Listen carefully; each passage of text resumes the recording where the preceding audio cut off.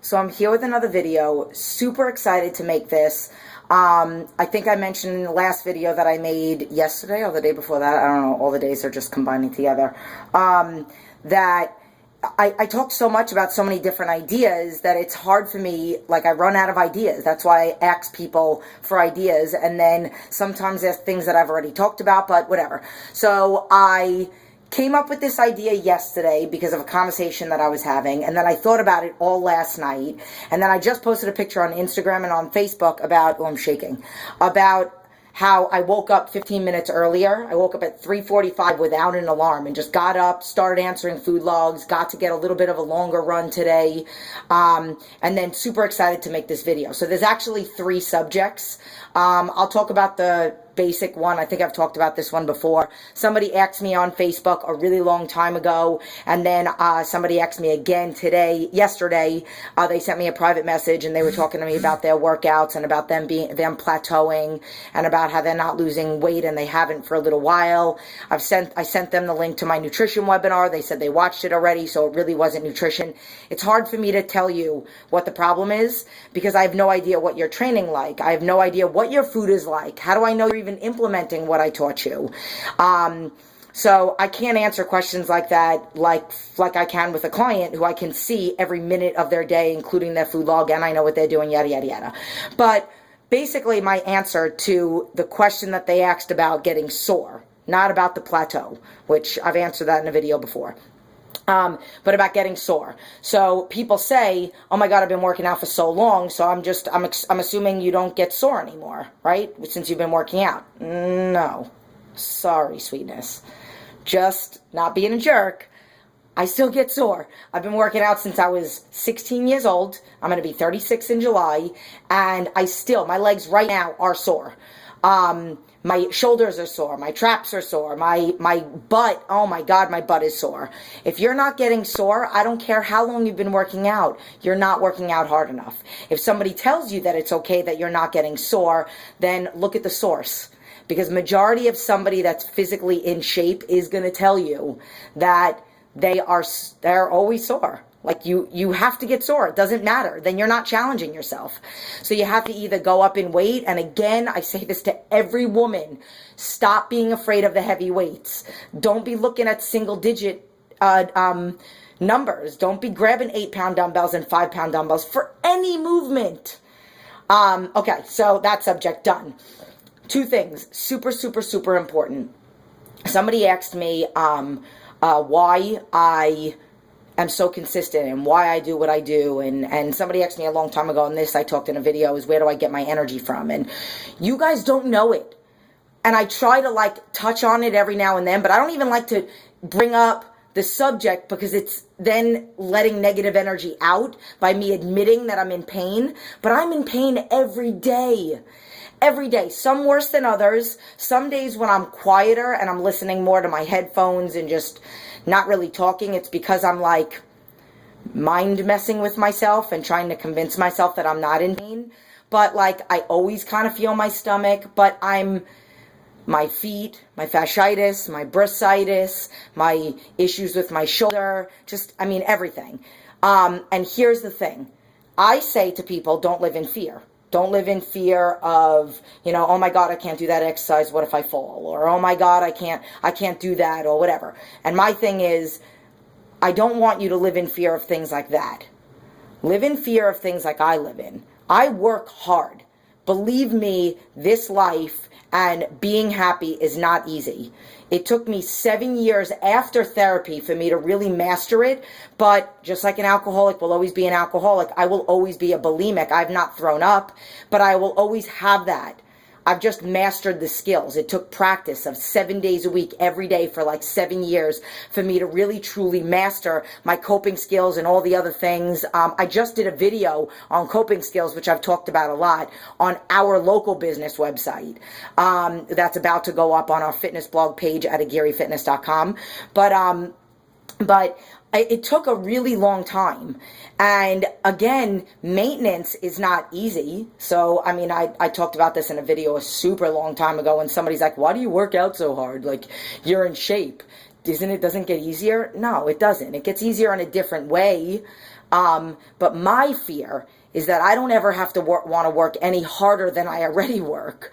I like thinking about cardio as a reward and not as punishment, because psychologically there's something that happens that when you're like, oh my God, I got to run tomorrow. Like for me, for example, on Sundays, I like that I get to run a longer run because I get to run a longer run, not because I have to make up for eating bad, because then I wouldn't enjoy my longer run. I hope you get what I mean by that. So live in fear of not going backwards, of never having to push. I mean, I've been overweight. I don't ever want to get there again because I don't want to feel more pain that I feel, which is already bad. And not everybody has to deal with the things that I have to deal with. But, I mean, and it's still going to be hard. And then another thing that I do just want to touch on, and this is so, so important. And I'm going to start with just simple words. Food does not equal love. So to all you parents out there, mothers specifically that have kids, and I have a son, I have a 5-year-old son. I feel guilty eating healthy and my family eats something else. My son eats healthy with me, but occasionally he'll have chicken nuggets. They're organic from Trader Joe's, and I think I talked about this in the video. But he might decide he's going to eat macaroni and cheese, which he never does, but he'll have spaghetti and butter.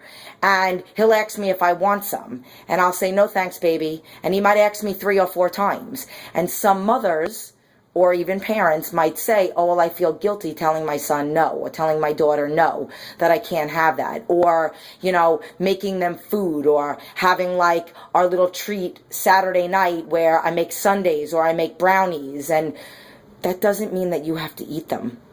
You don't have to have a bite of your son's, Mommy, can you please have a bite of my nugget? And then you bite it. I have a 5-year, he's going to be 5 in June. I've never bitten into one of his chicken nuggets. I've never tasted his food. And it doesn't mean that you love him less. I mean, if you feel compelled to show him love, then say to him, no, baby, Mommy can't bite that. Mommy can't eat that because I'm going to get a stomach ache. And I want to be able to play with you later because I love you. Whatever makes you feel better. Because by you thinking in your mind, I have to do this, or I have to eat brownies with them, or I have to show them love like that, or you want to make them a treat night, or you want to make Taco Tuesdays and stuff like that, and fine, make that. But that doesn't make you a bad mom that you're eating your healthy meal, dinner without any carbs when your kids want to have carbs and rice, and you're having your healthy chicken or broccoli and greens, and they're eating something different. And then you have a treat of, I don't know, a protein shake or something like that, or you have a cup of tea while they're eating an ice cream sundae for dessert on a Friday night. That doesn't make you a bad mom. That doesn't make you a bad dad.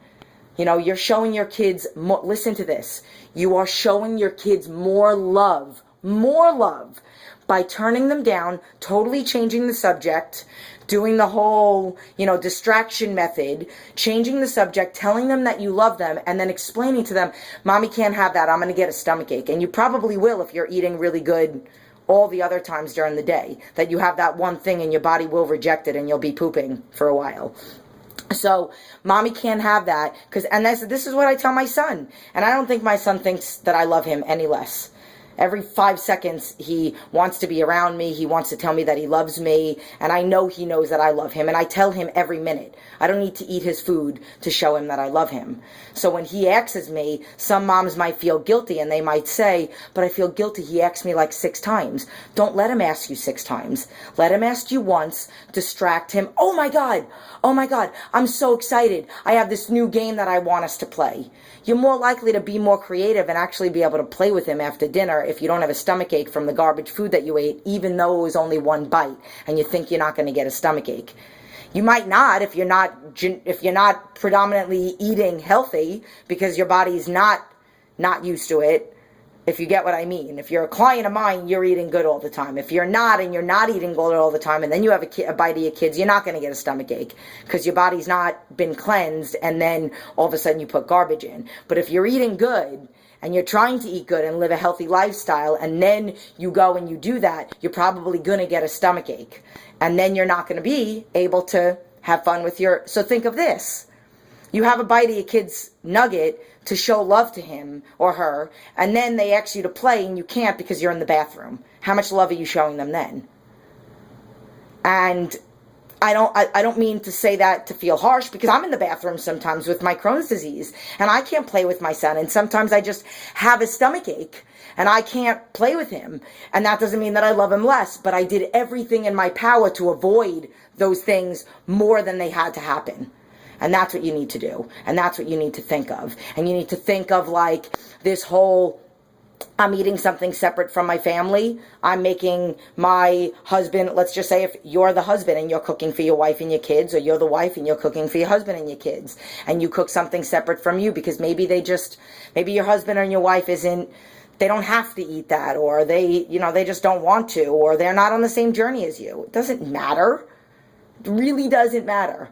I could literally be in a room filled with Tostitos, which I absolutely love, and I look at them and I see, no creativity. I see lack of sleep. I see tight muscles. I see puffy fingers. I see, stomach aches. I see bathroom. I see not good workouts. I see not being able to be mentally strong enough to do my workout because I'm pissed that I ate something bad. Like, those are the things that you need to think of when you're around there. And you're not loving your family yet less you're actually loving them more, because you're putting yourself first, just like my last video that I talked about being selfish. You're putting yourself first so that you could be better to them. And you could show people love in so many different ways. Food does not equal love. Eating healthy food and being the best you can be, that shows love. First, love for yourself, and then being able to give them 100% of you. And they do. If you love your husband or your wife and your kids, you want to give them 100% of you, don't you? And the only way you're going to do that is if you treat yourself right first. So go watch the selfish video. So I love you. Yep, 12 minutes. This one's going to take forever. And yes, I do have a black eye from jiu-jitsu, which I'm very proud of. And I have every intention today of putting makeup around it and not on it, because it's my battle wound. And I am very proud of it. So, yes, peace. Love you.